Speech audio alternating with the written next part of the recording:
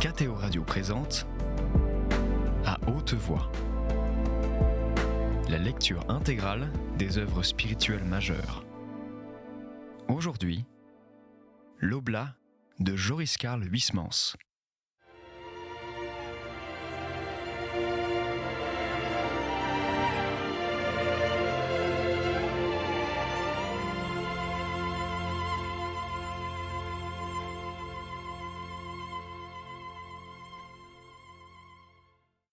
Durtal, avant de s'asseoir, faisait un tour dans les allées qui séparaient les massifs. Il y avait là des collections de conifères, des cèdres bleus, des mélèzes variés, des pins aux fûts presque blonds et aux aiguilles presque noires, et dans les parterres des corbeilles, de roses saumonnées, thé clair et soufre, des croix de Malte d'un rouge de bichromate, de potasse vif, des buissons magnifiques d'aconites, aux feuilles sombres, aux découpures linéaires aiguës, aux fleurs d'un bleu céleste de turquoise, mais de turquoise dont on aurait, de leur azur trop lourd, décanté le blanc. « C'est vrai cela ?» ruminait Durtal. « Ces aconites sont des turquoises végétales aux nuances plus légères et plus pures. Mais si maintenant elle est bénite par les baladins, dont elle raccommode les cordes vocales usées par l'abus des scènes, de quelle haine cette plante ne fut-elle pas poursuivie par nos ancêtres qui la croyaient née de l'écume de Cerbère et la qualifiaient du plus soudain des poisons? Par contre, en voici une mieux fanée, monastique au moins, reprit-il en regardant de blanches aigrettes qui fusaient en forme de jets d'eau, de touffes énormes portant au bout de tiges teintes en cramoisi de larges feuilles d'un vert sourd et lustré. C'est l'acre et la stimulante rhubarbe, l'herbe des moines, ainsi nommée parce qu'elle abondait jadis dans les officines des cloîtres, dont elle était le remède préféré, et le fait est que le père Philigone, minet, en distribuait à profusion, en cachet et en poudre aux paysans du Val des Saints qui se plaignaient de fatigue et de malaise.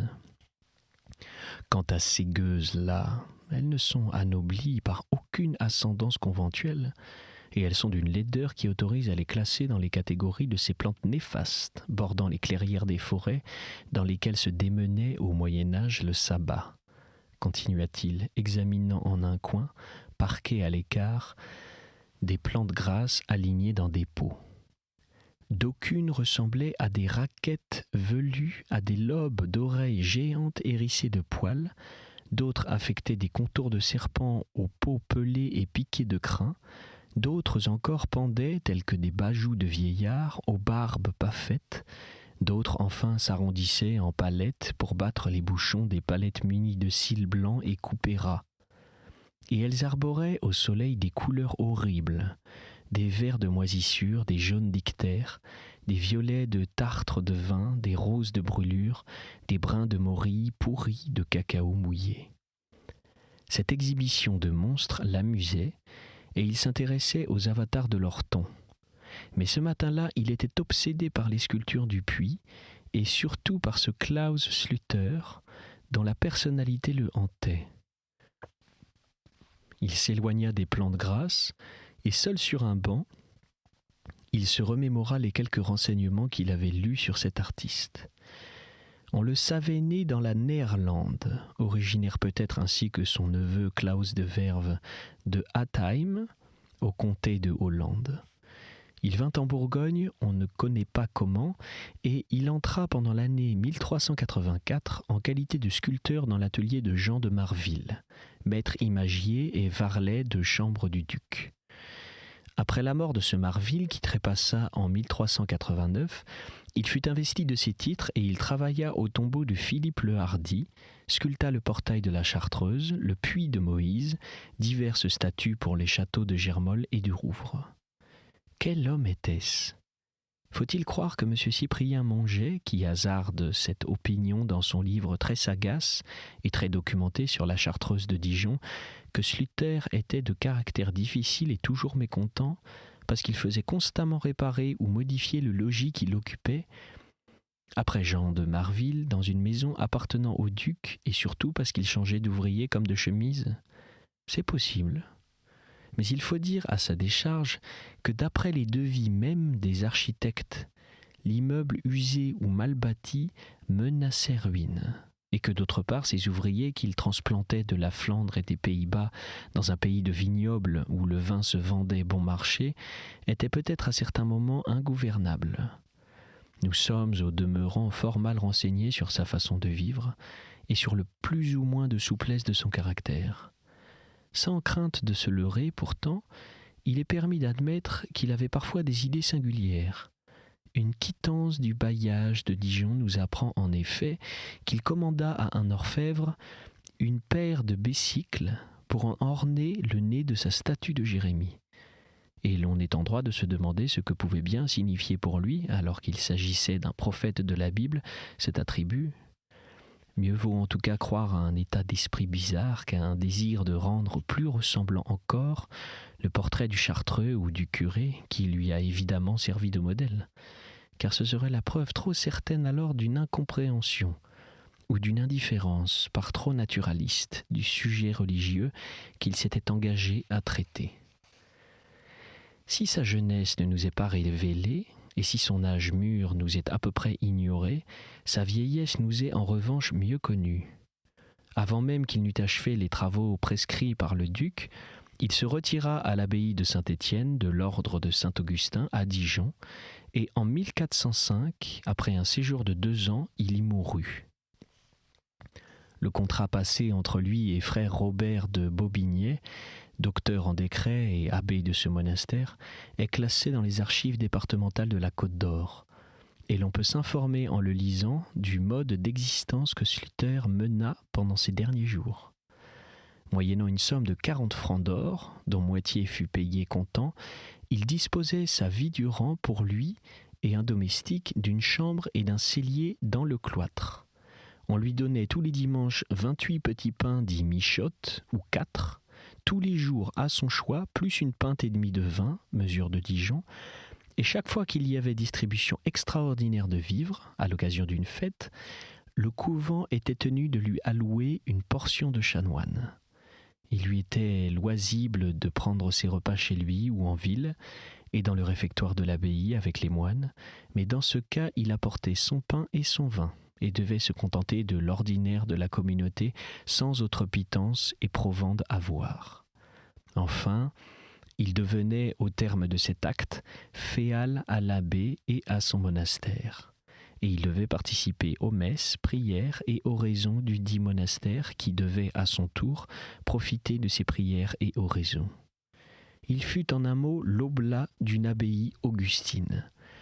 Il y résidait, il y mangeait quand il lui plaisait, et il était maître de travailler à sa guise, de surveiller au dehors ses ateliers qui étaient situés dans d'anciennes écuries appartenant au duc.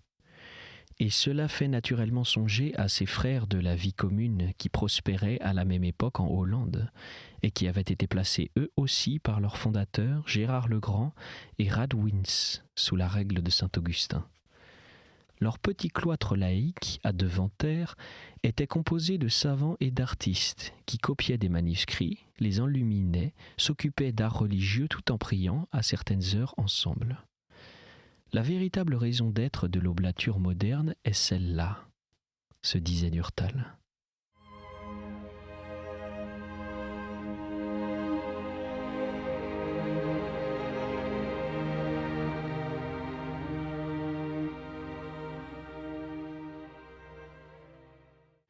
Ainsi que le remarque fort bien Don Felletin, il n'y a pas à vouloir l'étendre ainsi qu'un tiers-ordre, qu'elle n'est pas au sens strict du mot. Les tiers-ordres contemporains, qui sont d'ailleurs des œuvres excellentes et constituent sans doute avec les événements dont nous sommes menacés les réserves d'une nouvelle sorte de monachisme, pour l'avenir suffisent. Du moment qu'elle relève du fin âge bénédictin, l'oblature, en dehors de la sanctification personnelle de ses membres, obtenue par les moyens liturgiques, ne peut poursuivre qu'un but: rénover l'art catholique tombé si bas. Il semblerait au premier abord que cette tâche serait plutôt celle des religieux, mais il est bien évident que les cloîtres ne recruteront pas souvent des artistes, car avec les heures divisées par les offices, aucun travail de longue haleine n'est possible. L'œuvre n'est donc exécutable que si elle est confiée à des laïcs, assujettis à certaines formalités rituelles, mais vivant autour du monastère libre. Oui, celle-là, c'est la véritable, l'authentique oblature, celle que nous découvrons dans les âges les plus reculés, celle que je mène moi-même auprès de l'abbaye du Val des Saints. Elle va disparaître de France avec les moines. Les projets du père Feltin, qui étaient également les miens, sont par terre.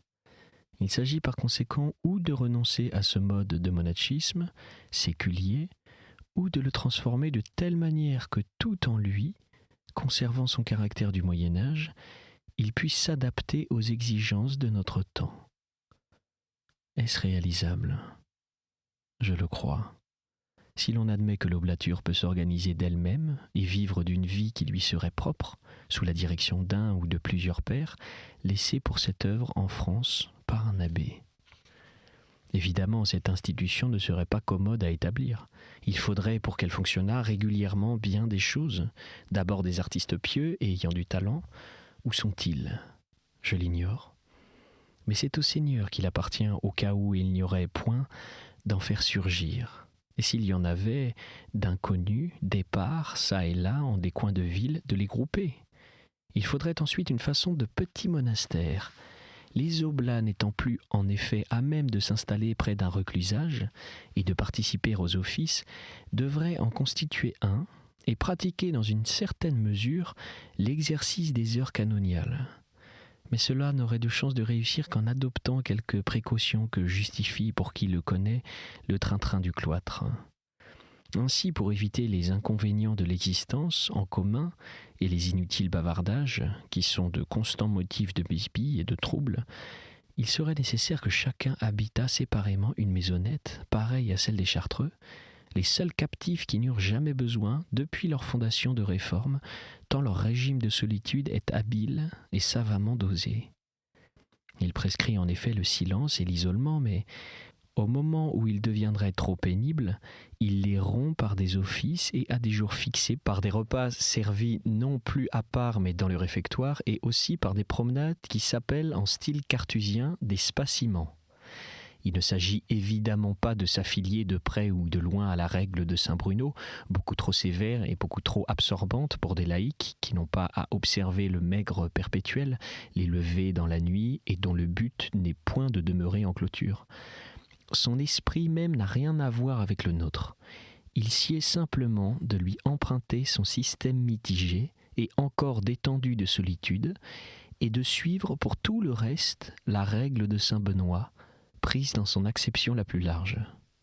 Autrement dit, couvent non plus d'une seule pièce, mais coupé par des maisonnettes en tranches, vie moins cénobitique et plus personnelle, liberté d'aller et de devenir, avec horaire d'office réduit permettant de besogner des heures d'affilée en paix. Ce ne serait nullement ainsi que des gens se l'imagineront une nouveauté, mais bien au contraire une régression, presque un retour au premier temps du monachisme, où chaque moine résidait dans une hutte distincte et se réunissait avec les autres dans un lieu spécial pour y prier. Cela nous remettrait à la paroisse conventuelle que régissait au VIe siècle saint Séverin d'Augune dans le Valais. Ce serait un système mixte, un petit peu chartreux et très bénédictin.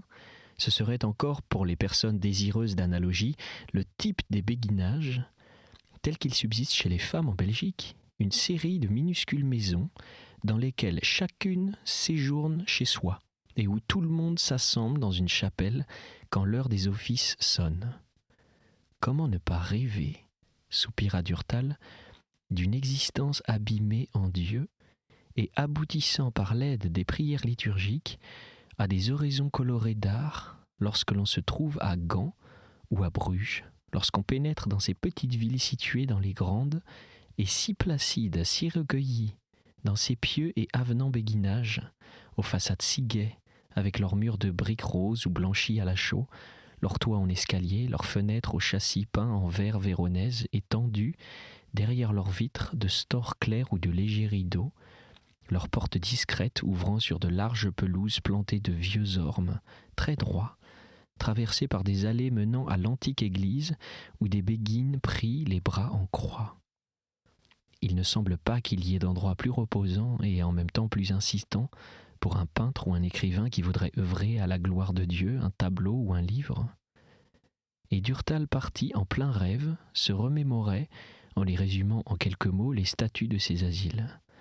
La Béguine promettait à sa réception obéissance à la supérieure, à la grande dame, comme on la nomme, et s'engageait à observer de la façon la plus stricte les règlements. Elle subissait 2 années de noviciat avant que d'être définitivement reçue. Ne se liait par aucun vœu, pouvait se retirer de l'enclos à sa guise, elle devait aussi justifier d'une rente de 110 francs et subvenir à l'aide de ce pécune et de son travail à ses besoins. Elle portait un costume religieux, semblable à celui d'une nonne, était astreinte à participer à quelques offices, à rentrer avant la nuit, et c'était à peu près tout. « Oui, mais... » ruminait Durtal, « ces petites bergeries n'ont jamais pu s'acclimater que dans le nord de l'Europe. Elles ne fructifient plus maintenant que dans la Belgique et la Hollande. Il n'y en a plus en France actuellement. Pourquoi ? Nul ne le sait. Le tempérament froid et sensé, la piété forte et tranquille des races du Nord, leur goût d'intimité, sans vie et vaguer au dehors, expliqueraient peut-être cette anomalie. Il paraît du reste que même au Moyen-Âge, où la foi était ardente dans les régions du Midi, aucun béguinage ne put en ces pays prendre racine. Ces sortes de couvents dont l'origine remonte à la fin du XIIe siècle ne sont en effet épanouis que dans les districts du nord, de l'ouest, de l'est et aussi du centre. On les découvre nombreux à Cologne, à Lübeck, à Hambourg. Ils foisonnent sur les territoires des Flandres, ils abondent en France, mais leur habitat semble s'arrêter aussitôt après la Loire.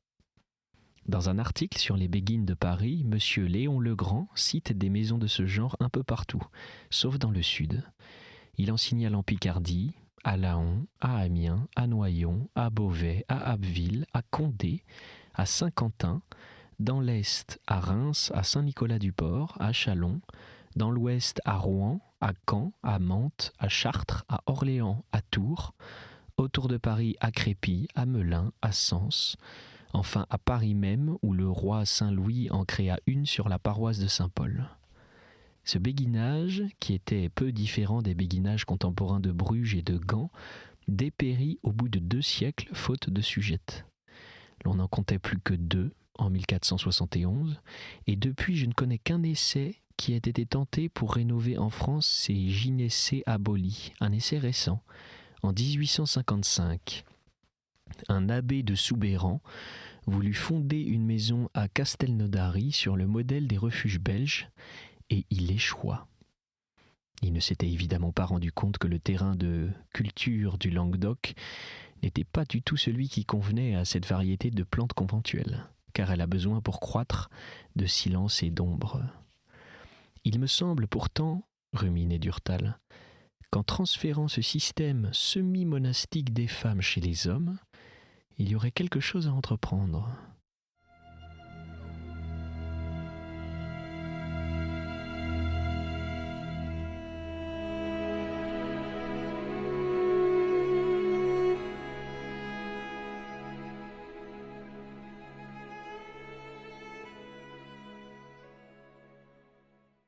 Le cadre aisément, on l'imagine dans une grande cité telle que Paris, une villa comme il en existe pour les sculpteurs et pour les peintres, un boulevard Arago ou dans la rue de Bagneux par exemple, des allées fleuries bordées de maisonnettes et d'ateliers.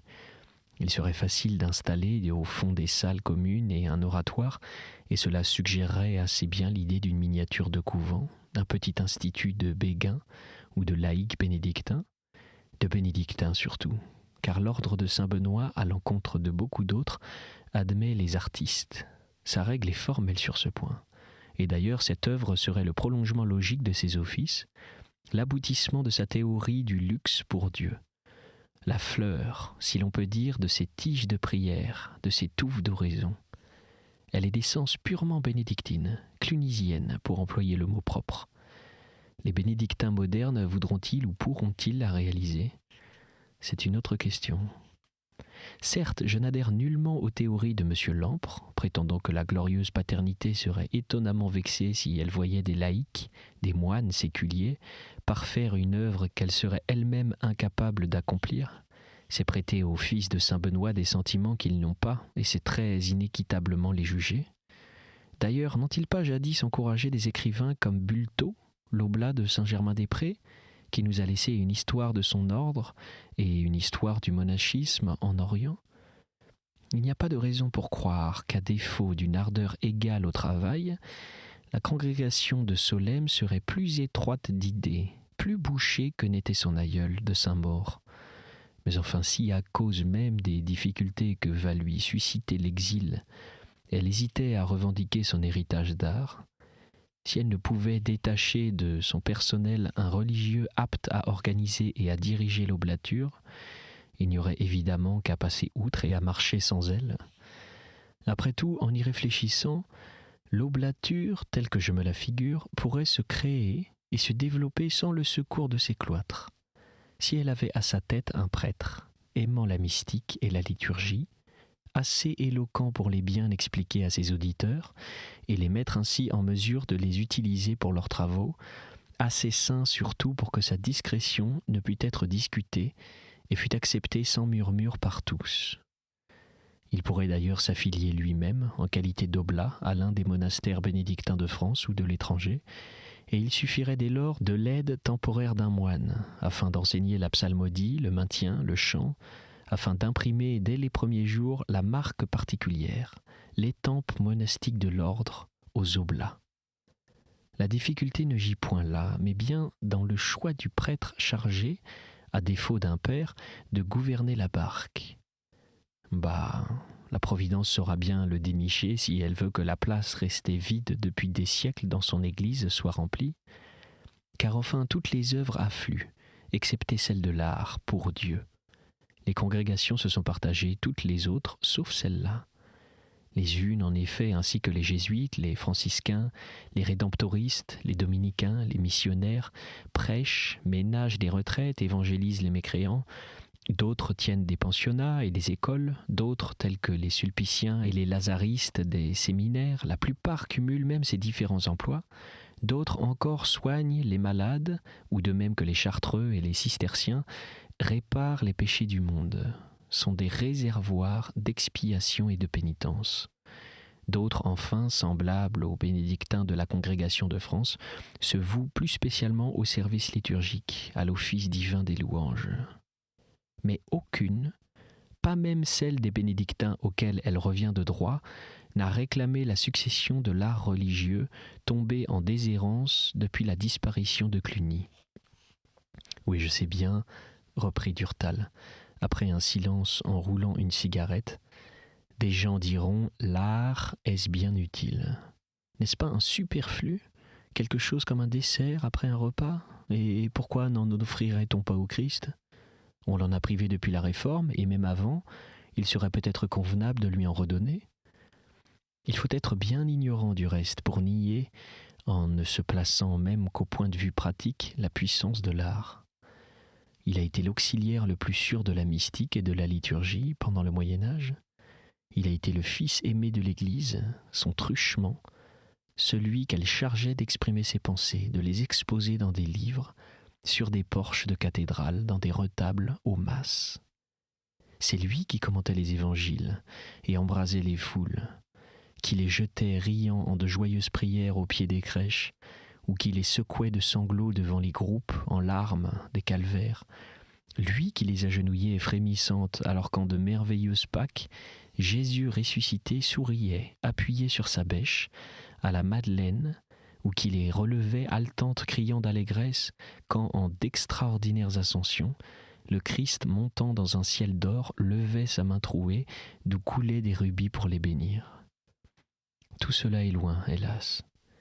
Dans quel état d'abandon et d'anémie se trouve l'Église depuis qu'elle s'est désintéressée de l'art et que l'art s'est retiré d'elle?